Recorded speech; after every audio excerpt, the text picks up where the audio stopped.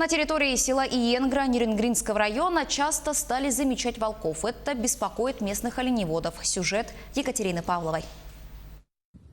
Санитары леса сегодня в период своего гона наиболее активны. Приближаются в населенные пункты, представляя опасность для сельского хозяйства и человека. Свидетели, видевшие волка на территории села Иенгра Нерюнгринского района, рассказали, как вел себя хищник. Он не боялся людей, его не пугали звуки автомобиля. Местные охотники проследили за волком и, опасаясь угрозы жизни, уничтожили его. Наши оленеводческие бригады, по крайней мере МУП «Золотинка», на данный момент из-за ситуации с волками вынуждены все ближе и ближе перекочевывать непосредственно к селу.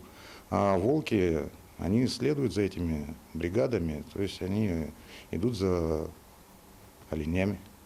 Ущерб от визитов волков значительный. За прошлый год в районе было затравлено 440 голов оленей. В рамках борьбы с хищником организованы денежные выплаты. За шкуру убитого волка полагается по 20 тысяч из республиканского и местного бюджетов. Капканами, петлями можно также применять еще препарат ремифон.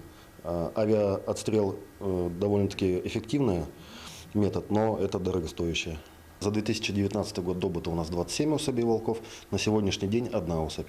Общая численность по методу ЗМУ и анкетного опроса в прошлом году оценивалась в 150 особей. А в настоящее время мы не можем пока сказать, потому что зимний маршрутный учет как раз проводится вот в это время. Учитывая огромный вред, который волки наносят животному миру, регулирование их численности проводится круглый год. Екатерина Павлова, Вадим Барашков, Нерюнгри.